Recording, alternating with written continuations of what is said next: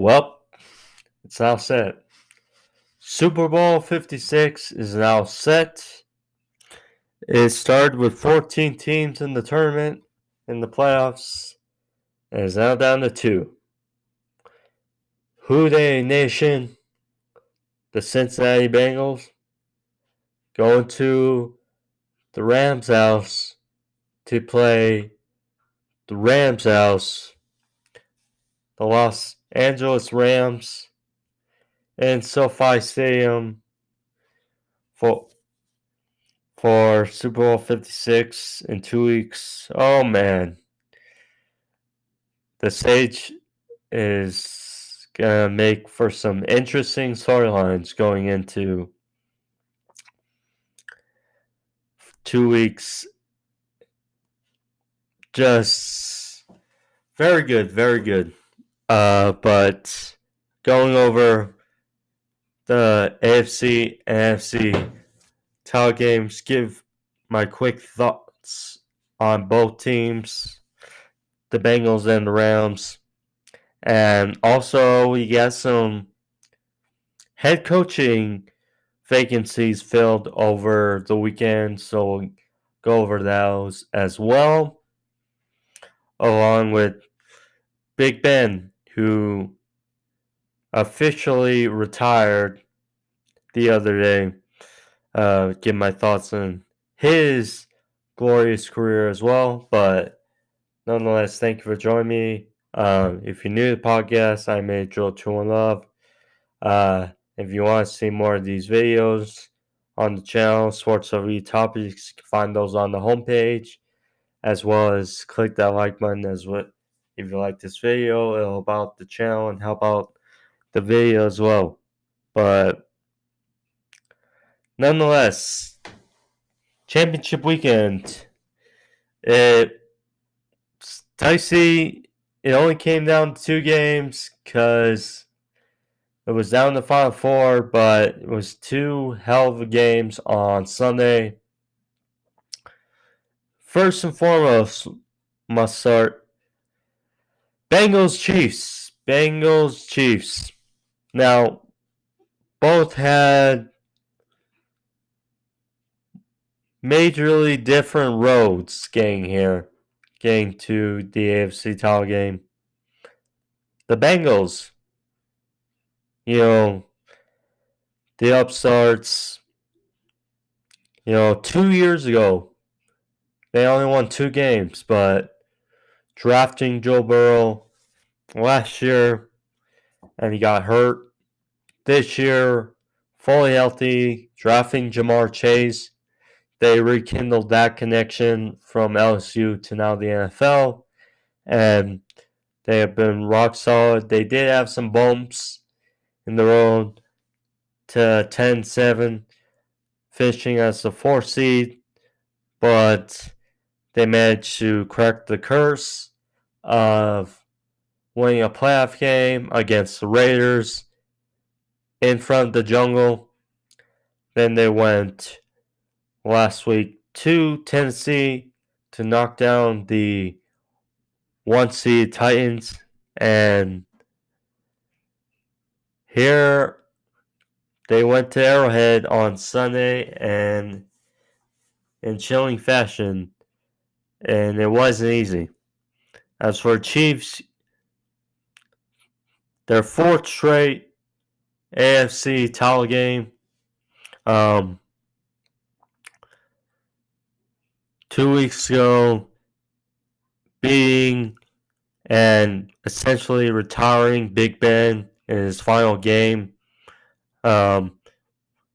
with the Steelers, and last week winning that amazing all-time classic in overtime against the Bills and Josh Allen.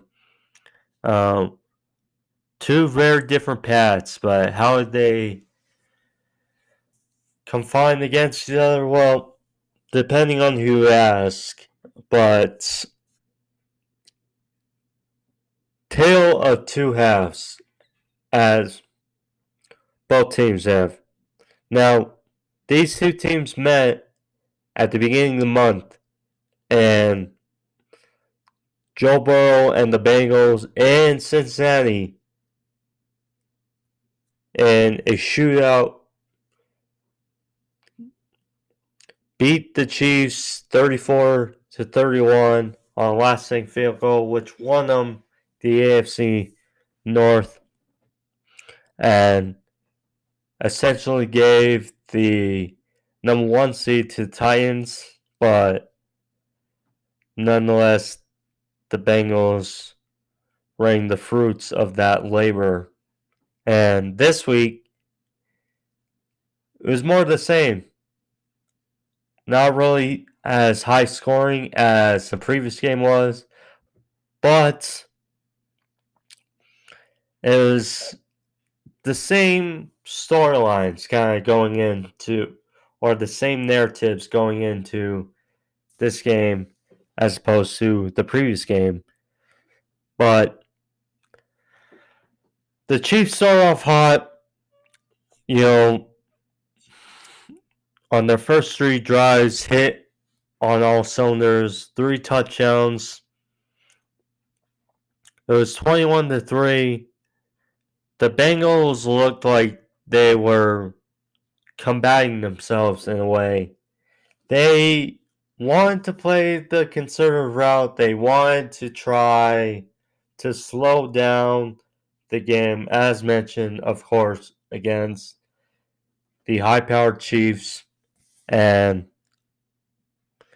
it was not their game plan. I get you have a stud and one of the top running backs in the NFL, and Joe Mixon, but they were not playing to their identity, which is pushing it in a big play offense. So it was 21-3, and then all of a sudden they cook a drive, or they get a drive cooking, and they hit a big screen pass to Samaje Perine, which ultimately gets a touchdown and cuts the deficit to 21-10. Okay, well, it looks like the Bengals got something working for themselves. And then right at the end of the half, with 1 minute left, the Chiefs get a big pass down the field to Tyreek Hill, and it looks like, well, Chiefs gonna score points before the half, and they're kind of try to do the double whammy, get points before the half or going into the half, and then get points out of the half. Well, that was not the case, as 5 seconds left inside the 5. They bypassed a field goal and got cute. They didn't even throw it into the end zone.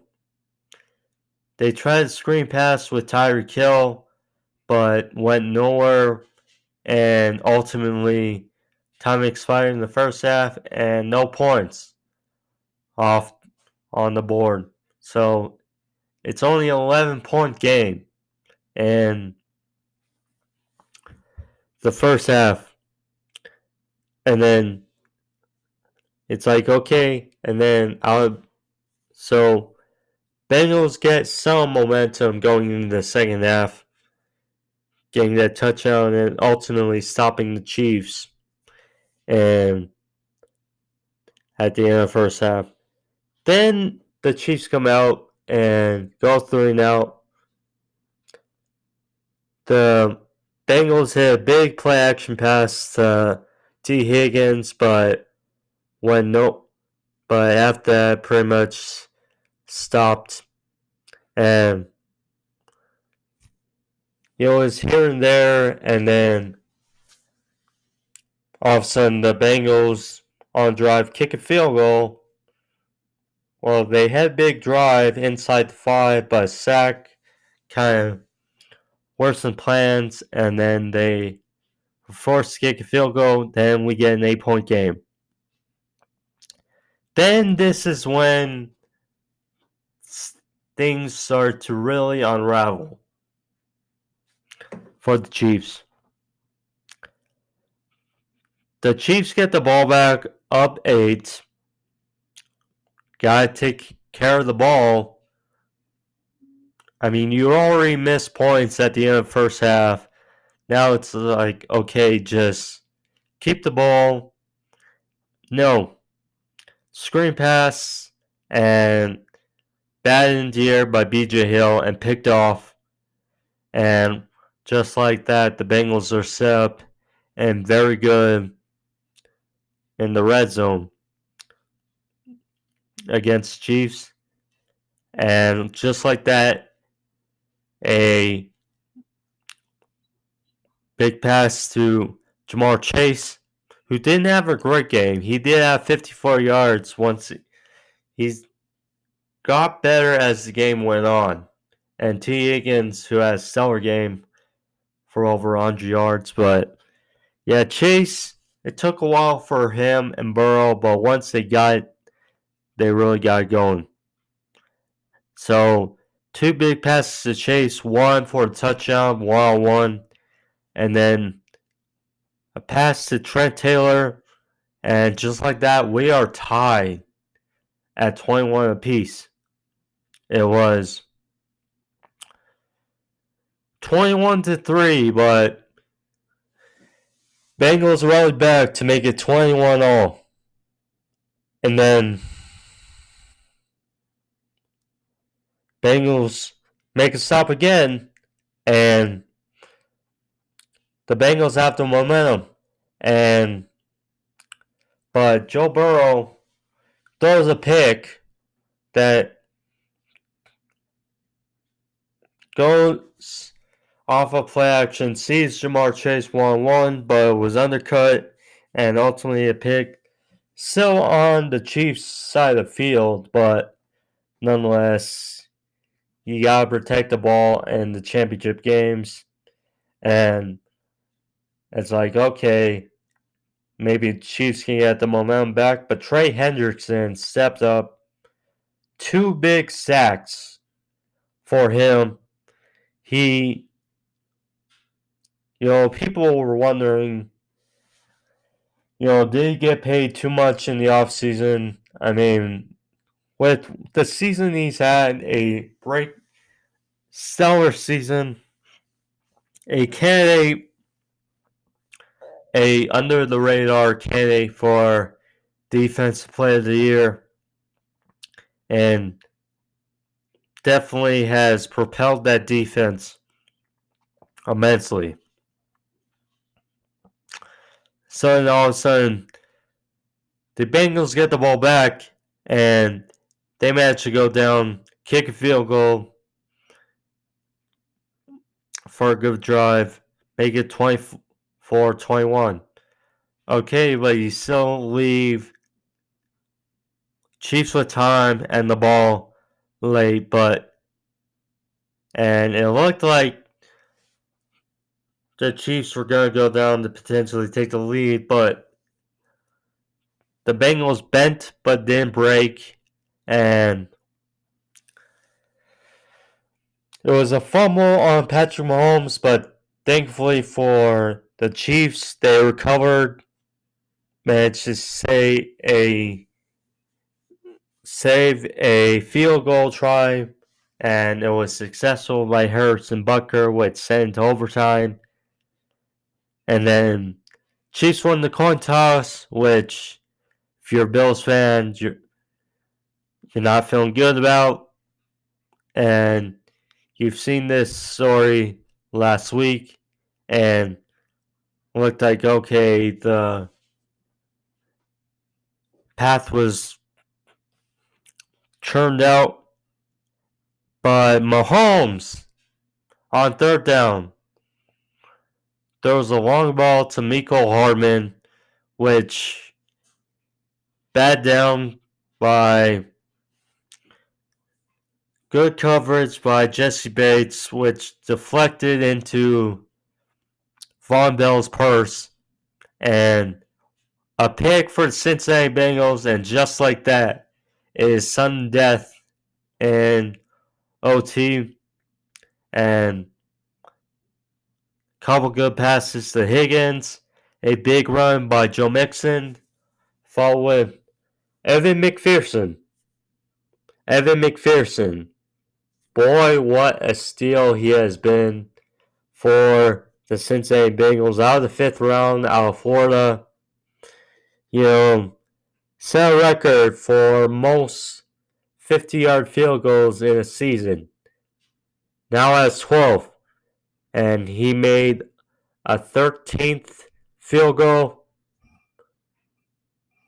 to ultimately win it 27-24 and send the Cincinnati Bengals 2 years ago, worst record in the league, and now they are going to the Super Bowl. Joe Cool, Joe Burrow, Jamar Chase, T. Higgins, Joe Mixon, Trey Hendrickson, Logan Wilson, who had a great day as well. They're headed to SoFi. You can look at this one of two ways, and thankfully on the podcast we'll take a dip into both. For the Bengals, they rallied all the way back. Also, Joe Burrow's legs really came into play on some of these drives. Some big runs when he looked like he was going to be balled up, but ultimately wasn't. Shifted out some of the stuff we saw at LSU. Great stuff there. And, they did the original way. They built mostly through the draft.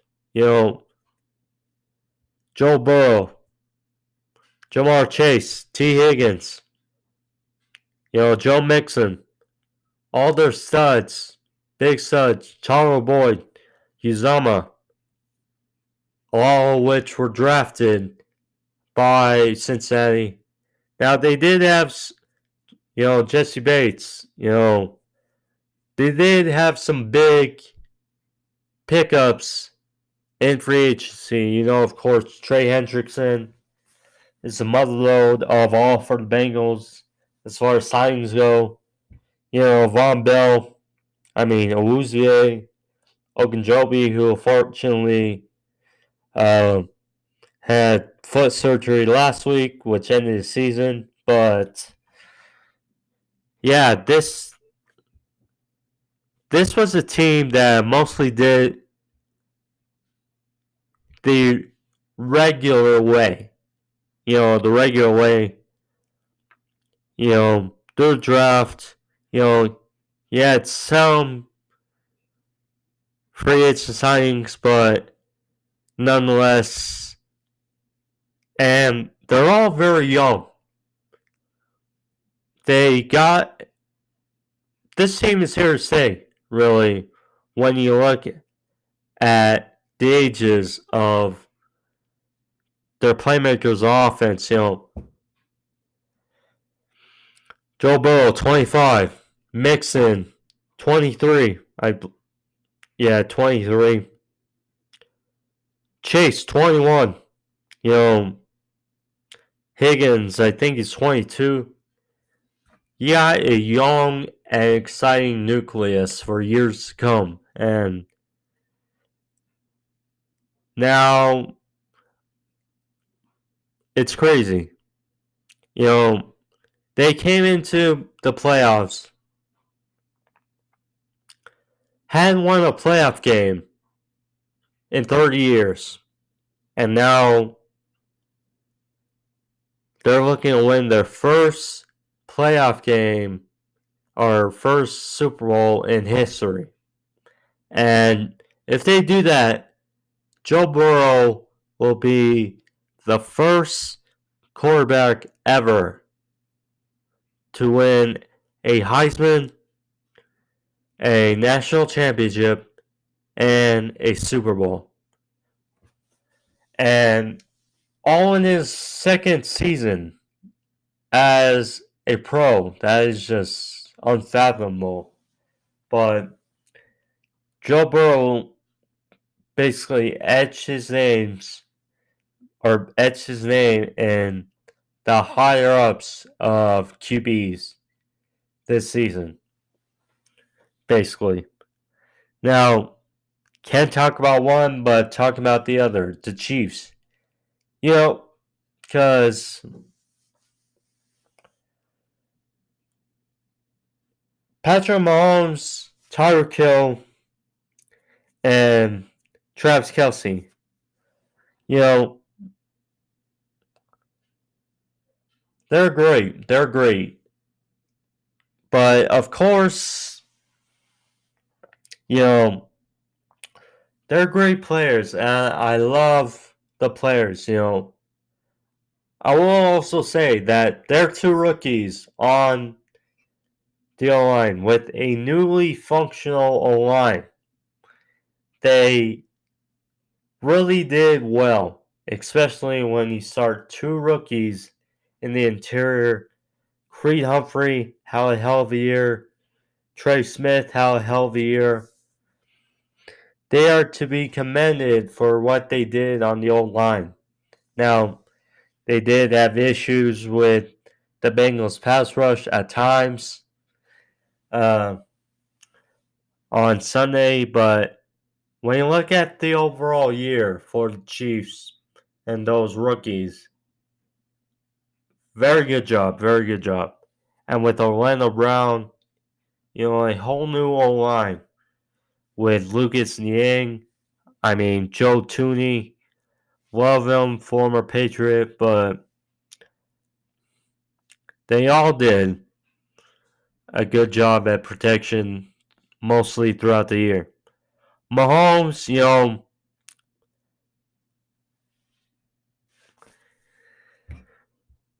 the outside world is probably not too happy. As far as the media is concerned, and you know, because they love Mahomes and they want the Chiefs are hoping for the dynasty. And I was about to say, you know, if the Chiefs won this year, I would have been okay with the dynasty talk because you need 3 titles in a span of 5 years. They still only have one. But they earned it 2019 and respected for it. But Patrick Mahomes deserves a bulk of the blame for this loss. You know, as well as Andy Reid. You know, not taking points, guaranteed points, or mostly guaranteed points at the end of the first half. You know, abandoning the run, which was working. Jerick McKinnon throwing 2 picks. One just gave it away. The other in overtime was kind of reckless. But yeah, it's just looking for the big play too much, you know, because there was a point early in the season where it didn't look like they were going to make the playoffs. You know, they were 3-4 and, you know, they were playing reckless. You know, their defense was horrible. Their offense was too, I would say, big play and not taking what was given. And then, but fortunately for them, they adapted mid-season and they carried on throughout the season. Also, the defense became one of the best defenses in the league. So you turned heads from probably looking like one of the worst teams in the league to now it's like, okay, they're back to form a bit. And then, you know, they beat the Steelers and they beat the Bills, and they should be commended for both victories. But Patrick Mahomes did look kind of reckless on Sunday against Bengals. It's just it is what it is, and in my opinion, they did not underachieve this season as far as the players go and whatnot. I'm not surprised that they made the playoffs and regrouping, and they made the AFC Championship again. But I'm sure in many of the media's eyes that they're going to be upset that and say they underachieved, which really, I mean, yes, with how they looked and how they have been the last few years. But, you know, there are a bunch of other good teams in the AFC, point blank, and that's just how it is. Now, there's still room for them to grow. There's still room for the Chiefs to grow. But yeah, it's just how it is sometimes. And we go from the AFC side to the NFC side. From one hell of a game to another.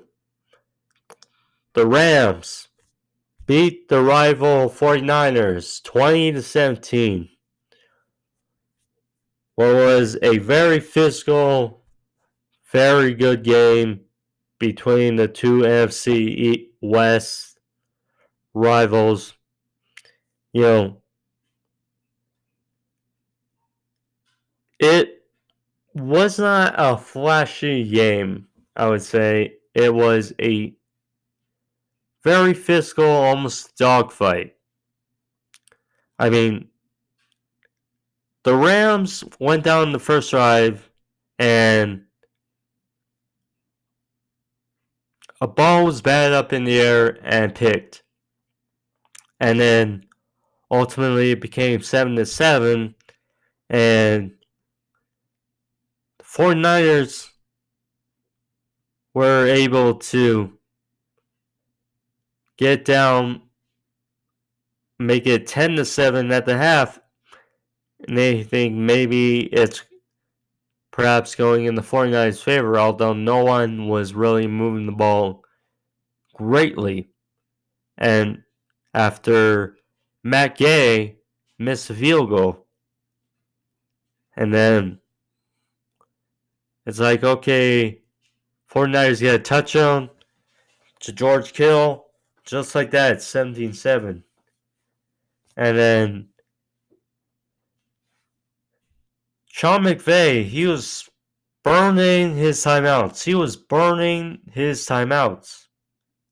You know,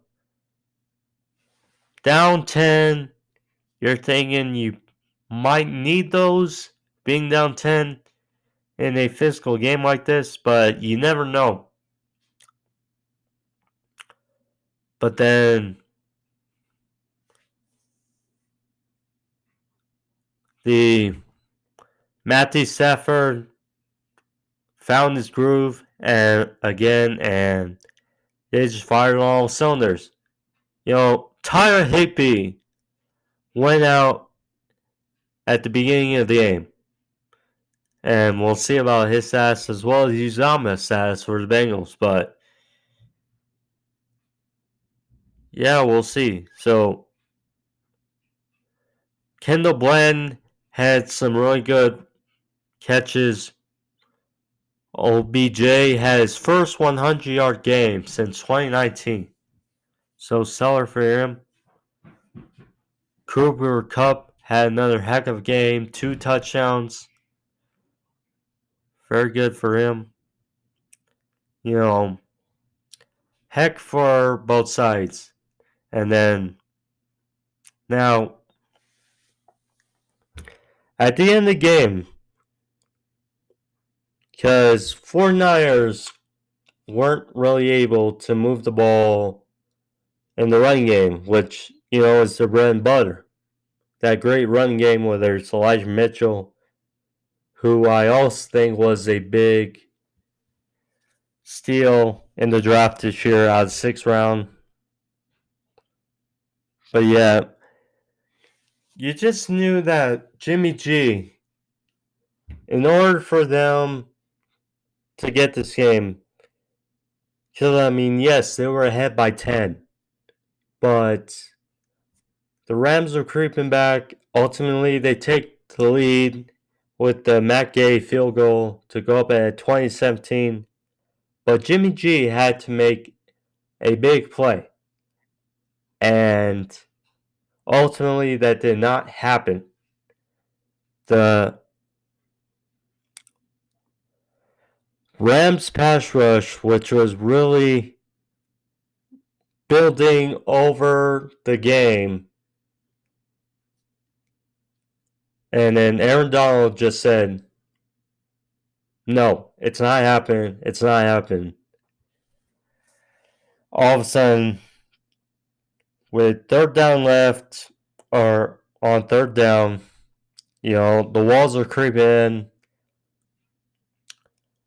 Aaron Donald is just grabbing down Jimmy G, just trying to look for a desperate play, trying to make something out of nothing. Flings it to Michael Hasty, and it gets picked, and that was the game. As the Rams, in a dogfight with their arch nemesis, pretty much, of the last few years, the 49ers, being 6 straight, and thus the Rams cracked the code and beat the Niners, and for the 2nd straight year, the Super Bowl will be a home Super Bowl for one of the participants. Last year, the Buccaneers played in Raymond James. This year, the Rams will be playing in SoFi. Houday Nation versus Rams House in the Rams House. It's gonna be one hell of a story either way. Because you have two teams that have basically built themselves in the opposite directions. The Bengals, if you're a team that loves the draft, basically, you love the draft, you love scouting, you love college football, you're kind of rooting for the Bengals because their big stars, the majority of their team, they drafted themselves. They didn't sign. Of course, they did have some big signings in free agency, but the core of their team was the draft. Whereas you look at the Rams, and I think it's safe to say if you love the stardom, if you love the free agent signing bonus of each team, the Rams are for you because, they went all in. And this was not to the surprise of them. Matthew Stafford trained 2 first-round picks for him and another one to unload Jared Goff's contract. Signing OBJ mid-season. Excuse me. sign Von Miller or trade for Von Miller. Jalen Ramsey, Aaron Donald. I mean, signing Eric Well out of retirement. I mean, it's just Andrew Whitworth, who doesn't get talked about enough. All these pieces were not draft prospects for the Rams. Yes, Cooper Kupp and Aaron Donald were basically their two draft picks that were hits that are on the team that are big contributors. But outside that, it's mostly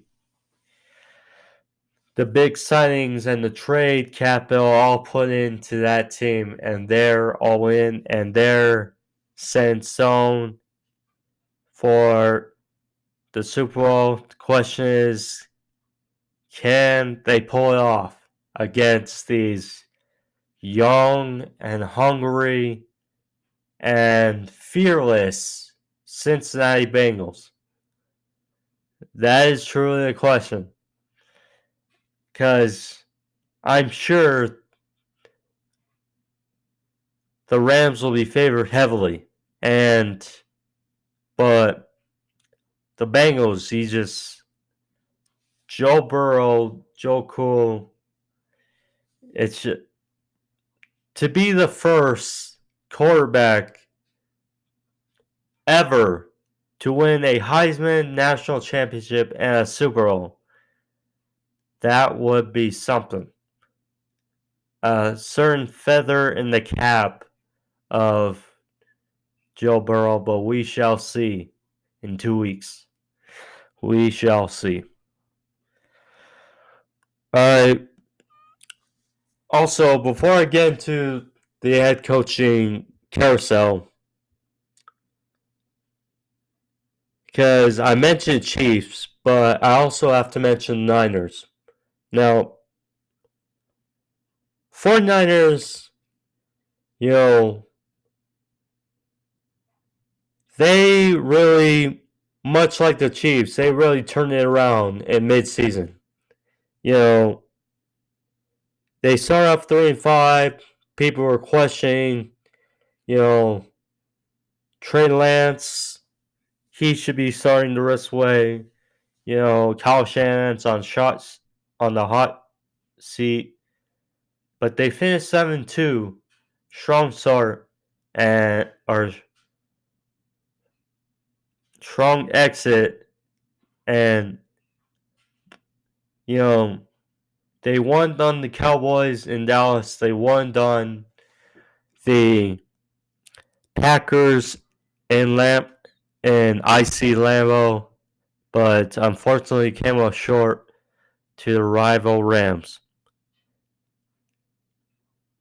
Now, they still have a really good roster, and I mean, you can kind of say they overachieved, and you can kind of say they met expectations with the balance of their team. A first-year defense coordinator after losing Robert Saleh. That defense still flowed nicely behind Nick Bosa, Fred Warner, Eric Armstead, Debo, who had an emotional moment with OBJ after the game. He had a hell of a year. If it wasn't for Cooper Kupp's fabulous year, 2,000-yard season, Debo would be my pick for Offensive Player of the Year, but it's just the way it goes. Kittle still had a strong year. The offensive line still strong. I mean, yes, he didn't make it all, Niners fans, but you have nothing to be ashamed of. Nothing to be ashamed of, Niners fans.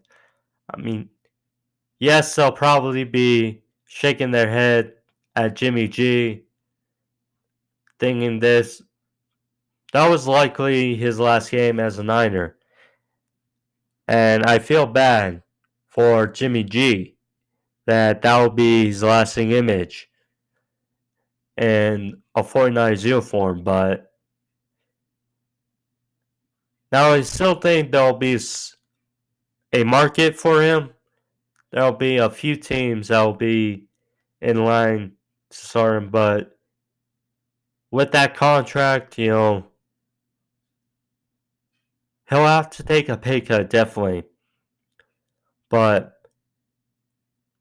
I don't think he'll be on the unemployment line for really long. But again, you have nothing to be ashamed of. 49ers faithful.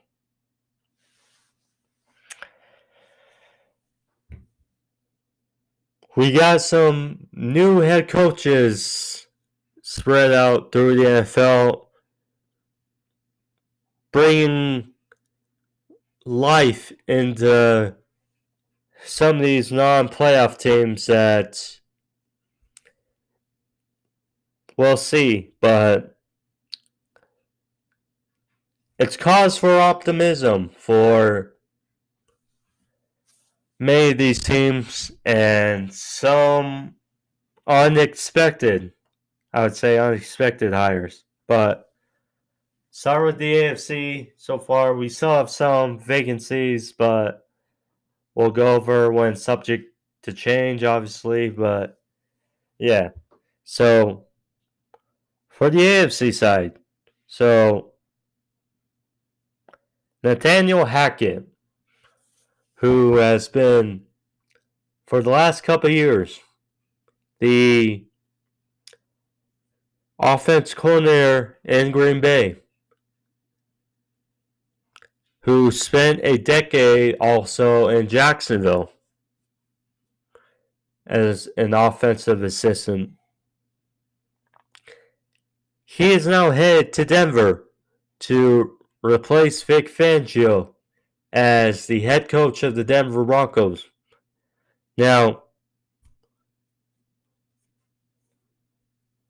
there is work to do in Denver. You know, the Broncos had a decent season. You know, there's some nice pieces on the offense side when you look at an offense coach in Nathaniel Hackett. You know, they have a solid receiving core, I would say. One of the low-key best receiving cores in the league. Noah Fant, Colin Sutton, Jerry Jeudy, and KJ Hamler when he gets back healthy, who I think was a big loss for the Broncos this season. But they have some optimism surrounding that squad for 2022. But, Bradley Chubb, assuming he can stay healthy, AJ Boye, who they signed, Cal Fuller, Patrick Surtain, they drafted, is a stud. Justin Simmons. They got quality starters in Denver. But the biggest question will be the quarterback position. Because Drew Lock is not that guy. I don't think he is that guy. And Teddy Bridgewater, I like, but, I like him to stay in Denver, be a backup. But I think in order for Denver to take that next level, they need a stud quarterback. Because they have the offense talent. They have a decent O-line as well. Garrett Bowles, Dalton Risner. They got some studs. But I think, we'll see in Denver and how Hackett can turn things around in Mile High. Now, the Raiders were the only playoff team that made the playoffs with a head coaching vacancy. And, they're bringing Patriot Way into Vegas.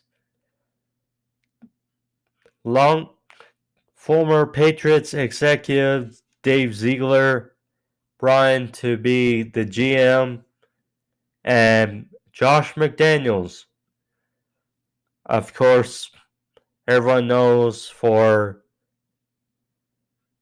many, many years, the offense coordinator in New England, and was a head coach for 2 years in Denver, but didn't work out so well. Now he gets another chance to be a head coach in Vegas. Now, the Raiders, this was probably the best signing as far as the AFC goes. Now, again, we'll see with Brian Flores, but the Raiders signing Josh McDaniels and the Giants signing Brian Daboll, I think, were two of the best signings and two of the best optimistic signings, I would say, are hirings of the offseason. Because Josh McDaniels, who better as an offensive mind? And we know the very strength of that offense or that team is the offense. Derek Carr, very good quarterback. Hunter Renfrow had a great year. Darren Waller, we'll see if he can stay healthy. Josh Jacobs, same. But, yeah, they're very good things in Vegas. But the ultimate test will be how Ziegler can turn around that defense, because they're still a work in progress. Because besides Crosby, Perriman, who was a very good pickup, KJ Wright, and Ngakwe. I mean, I like Nate Hobbs, but yeah, you got now Trayvon Morey, I think, was another good pickup, but they got work too as far as the defense is concerned in Vegas. But happy for Ziegler and McDaniels, although I'm sad to see him go. Brian Daboll, who I just mentioned, joins Joe Sheen, or Joe Schoen, whichever you want to say, but joins his former assistant GM and is now the head coach of the New York Football Giants. Brian Daboll, you could say, was a big contributor to the growth of Josh Allen, who has had monster progress since coming to the league in 2018. But,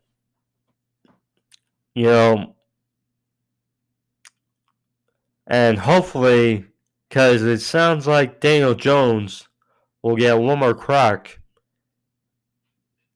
in New York. So, but, for those who listen to podcasts, y'all know that the Giants were one of the most underwhelming teams this season, according to me.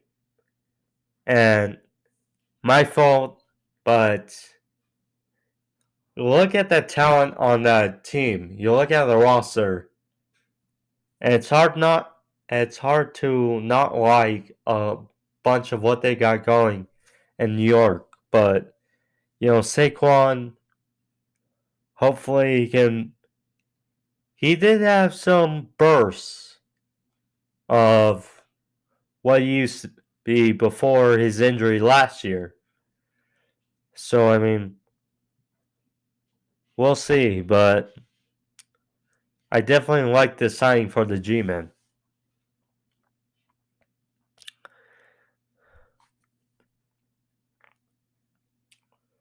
Sean Payton, the great Saints head coach, is out in New Orleans.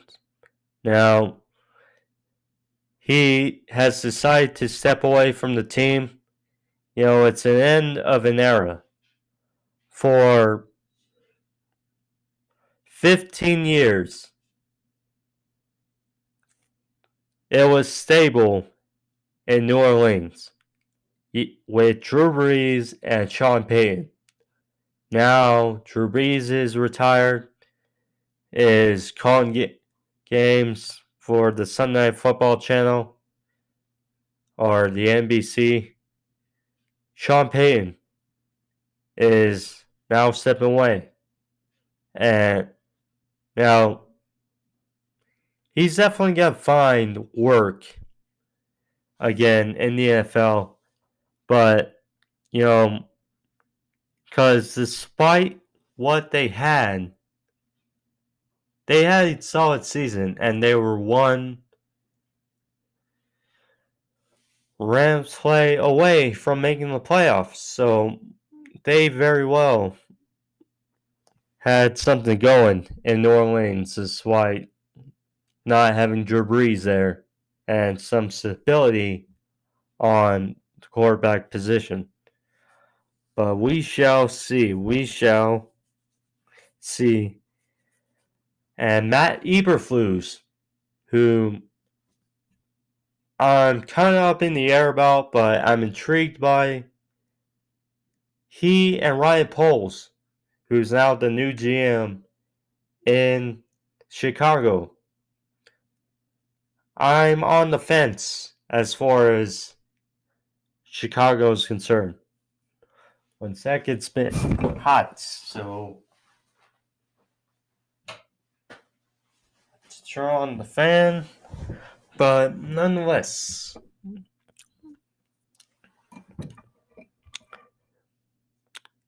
Eberflus and Poles is a new combination replacing Nagy and Ryan Pace.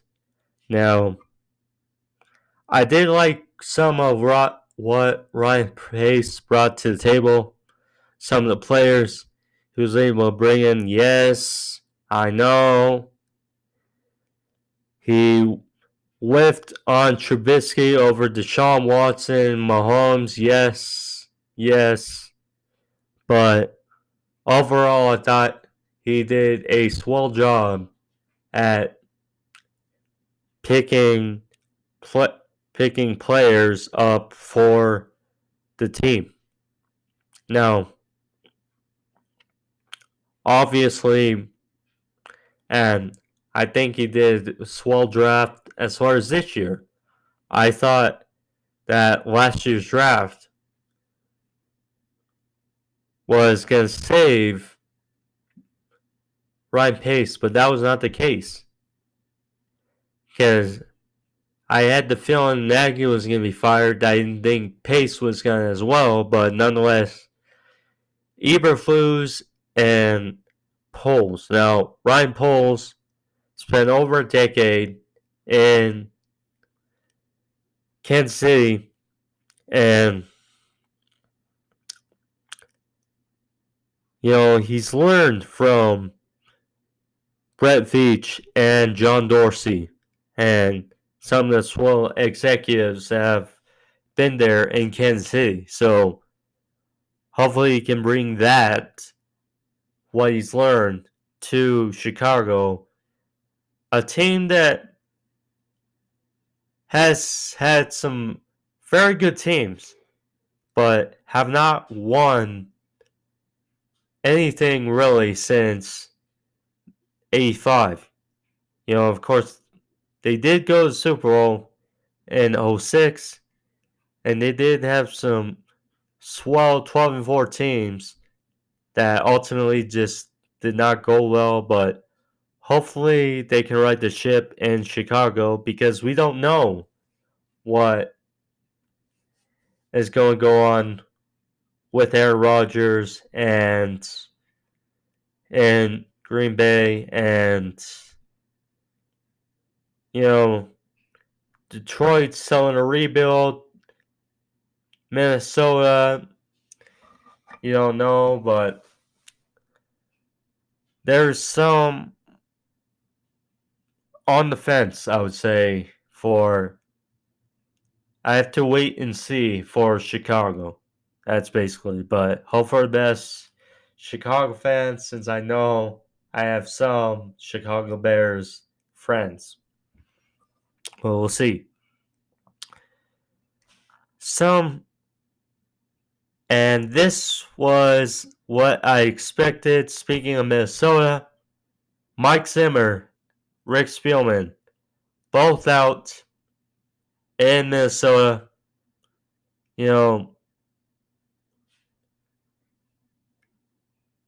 They just had a bizarre season in Minnesota. They led for basically all their games. Pretty much all their games were close. And pretty much they lost the bulk of those close games.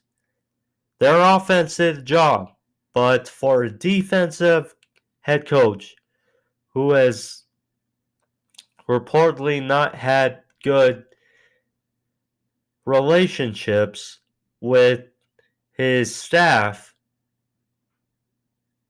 it just made the means of his last stint, or his last year, definitely right now in Minnesota. Spielman,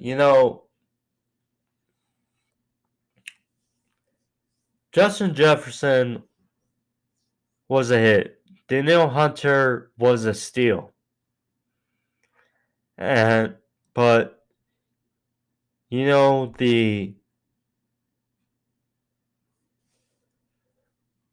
because they went to the NFC Championship a couple of years ago in 2018. And ultimately, they paid Kirk Cousins a huge contract thinking he was the missing piece. And ultimately, that did not help.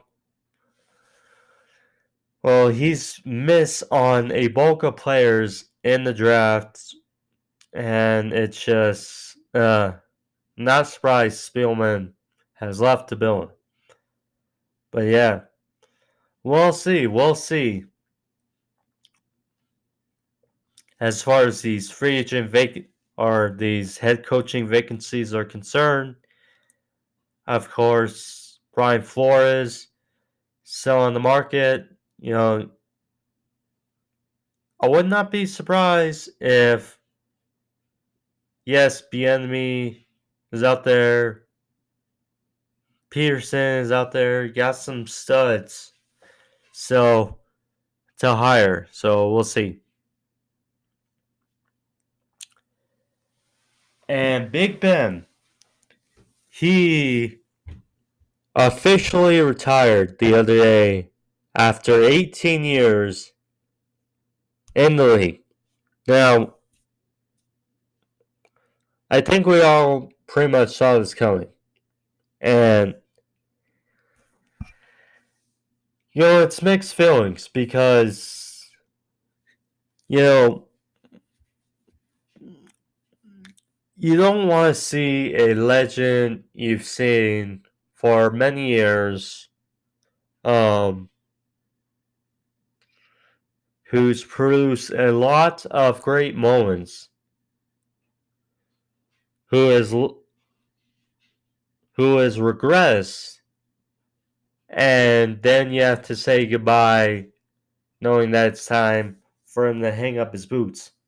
But it's the way it is, and Big Ben really, since his 5,000-yard season in 2018, has kind of regressed. Because in 2019, for what we saw, it was not good against the Patriots, and then the Seahawks game, he did okay, but then he hurt his elbow, and that was it for him in 2019. 2020, obviously, they got to stellar start 11-0, and then they pretty much fell off. And Big Ben had a good year, but not as we saw with them teetering after 11-0. We saw not good. We saw not good. Still finished with 33 touchdowns to 10 picks, but we saw the regression was there. And then this year, you know, while they finished with a respectable 9-7-1 record, you could tell that Big Ben wasn't the biggest piece for them on offense. It was Najee Harris, their rookie running back. He was their key piece on offense. And that, when a rookie is now your biggest piece on offense, then you know that something's up. But Big Ben, one of the greatest careers out of the quarterbacks you'll ever see. That 2004 draft will forever be remembered as far as the three quarterbacks: Big Ben, Philip Rivers, Eli Manning. And Big Ben, it took a few years, but really, he entered his prime pretty much, or started his prime in his second Super Bowl victory, and he'll be remembered for many great moments. The touchdown throw to Santonio Holmes in the back of the end zone, Super Bowl 43. The great battles with the Ravens, whether it be the playoffs or one of the best games, arguably the best game of 2017, 39-38 between the Ravens and Steelers. That was great. The game winner for the Packers in 2009 to Mike Wallace. I mean, there's just a bunch of great moments for Big Ben, and he'll be missed. And, the thing you like is every quarterback, every great quarterback, Brady, Peyton, etc., Favre, they have something about them that makes them stand out. As for Big Ben, besides his great arm, was his size. You know, Big Ben, his nickname says it all. A big quarterback, big frame, and, so many times backing off defenders, running for first downs, although he wasn't the fastest in his prime, but he still got it done. A lot of wins, a lot of great moments, and surely will be missed in the National Football League.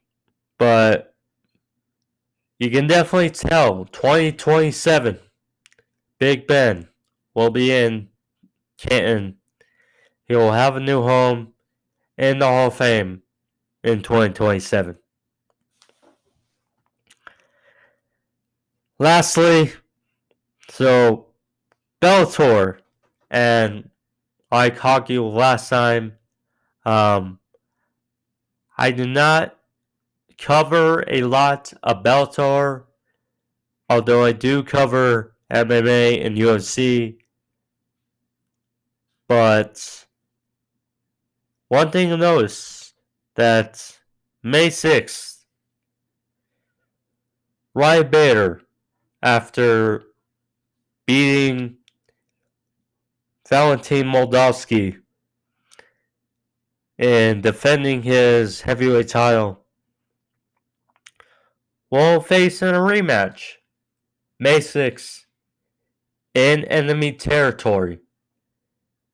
Kongo, who is still doing it strong in Bellator, will he get his moment at home for the Bellator heavyweight crown?